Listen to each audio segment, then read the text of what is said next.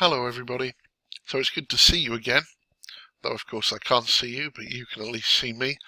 Excuse me being in my kitchen at home, it's a weekend, I'm somewhat unshaven, but I'm going to turn the camera off in a minute anyway, so it doesn't really matter what I look like, which is one of the huge advantages of online teaching. I'm going to probably split this video into two smaller parts to make it a bit more manageable so you don't have to watch in one great big chunk. And the topic here is grading and assessment. Now, of course, contemporary learning theories and assessment, you also considered the assessment part. And I'm not at all trying to take away from the work being done by Cisco in that unit. But what I'm doing here is kind of building and developing on that and trying to make then the links to curriculum design, because of course all of these things are interrelated. So I admit here that I'm taking some materials I've developed for workshops and assessment, and I'm repurposing them to use with you. And I'm focusing particularly on the work of somebody called John Biggs and his work with strategic alignment and the solo taxonomy, because I think they might be very useful to you in thinking about curriculum and assessment, perhaps in some of your own contexts. But anyway, I'm going to say goodbye in terms of my ugly mug and go to the screen, which has got content on it, which is therefore much more useful to you. So I should have disappeared from your screen, I hope. So yes, here we go, grading and assessment. So well, as I say, first of all, a warm welcome, thank you for watching this, and just to give you some background why I've even kind of been looking at this area for some time, in my previous employment, in my previous universities, we were very concerned with grade inflation. We were very concerned that basically if students did the work, they felt that they deserved an A, as it was in that system, or I guess in Finland that would be a 5. In other systems it may be a distinction or a percentage above 90% or whatever. So there was a fear, and this is backed by some literature, that grades are going up across the world.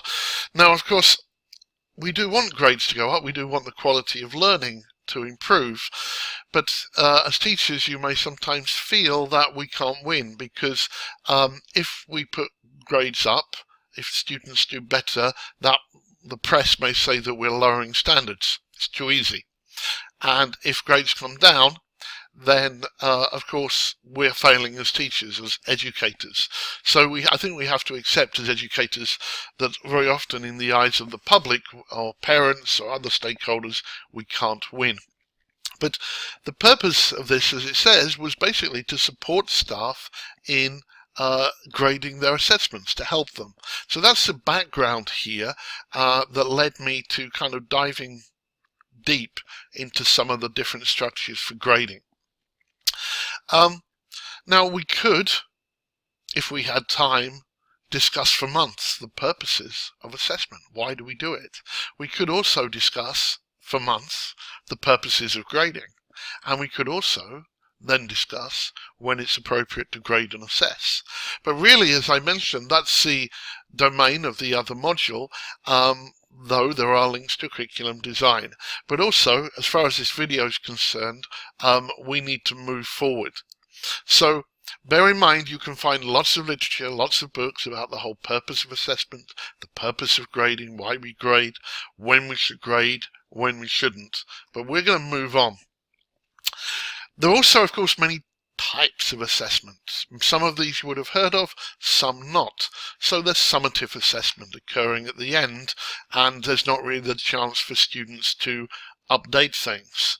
Then there's formative assessment taking place, on which the student gets feedback and can improve. It's part of the learning process. There is criterion referenced assessment, in other words, measured to some objective,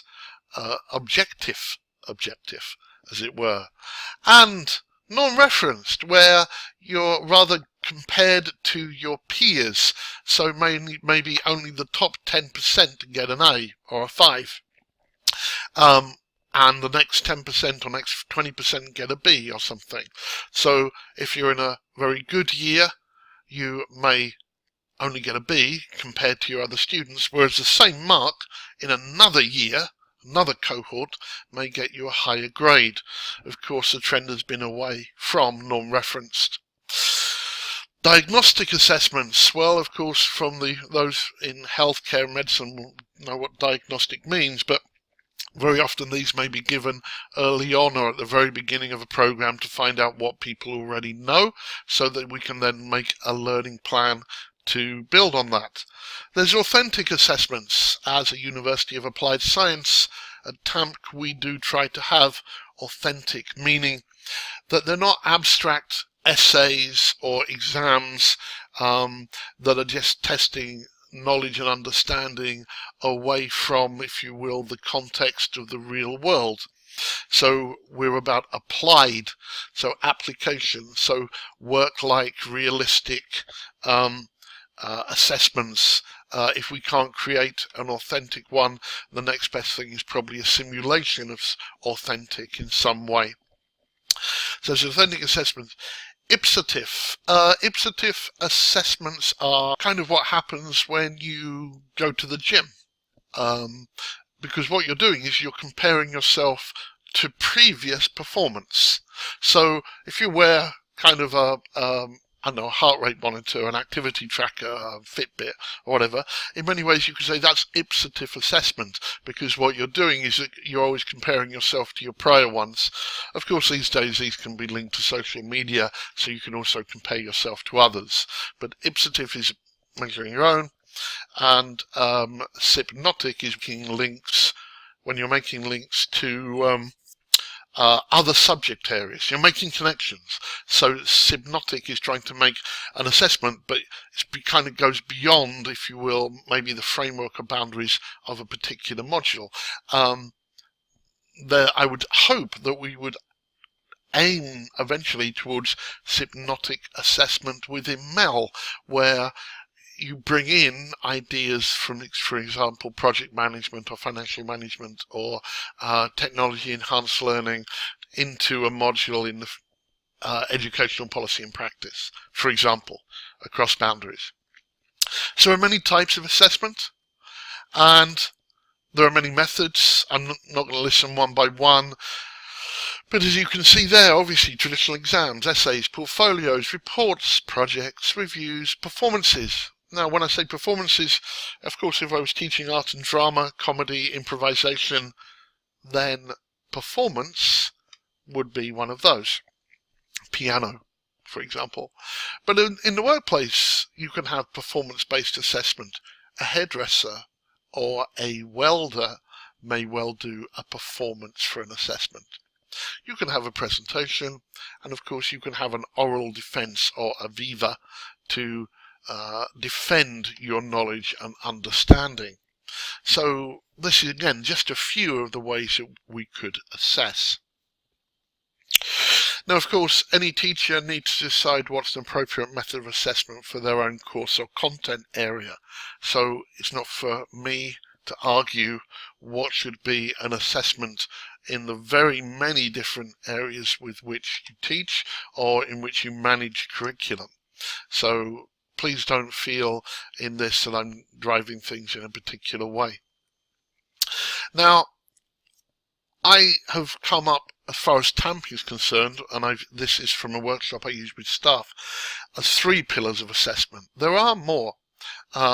Missing from here is currency and reliability. But I've tended to focus in on 3. Validity, transparency, and authenticity for a University of Applied Science.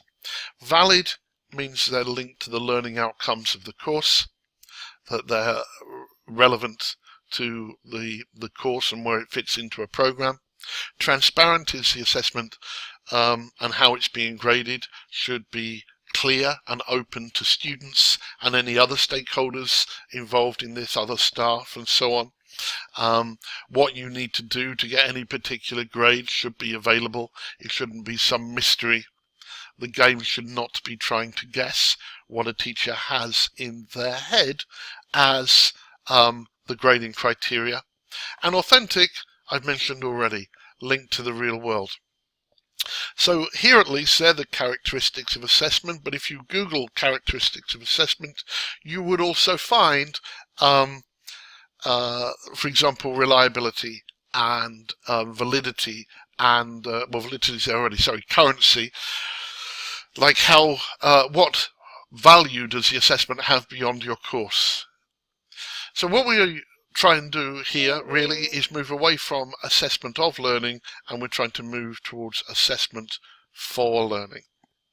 And I'm going to wind this part up in just a minute, but that's kind of an introduction before we now start to move to look perhaps at an area of grading. So I'll sign off now, and I'll come back and pick up from here in just a minute so that you don't have to watch videos that are too long.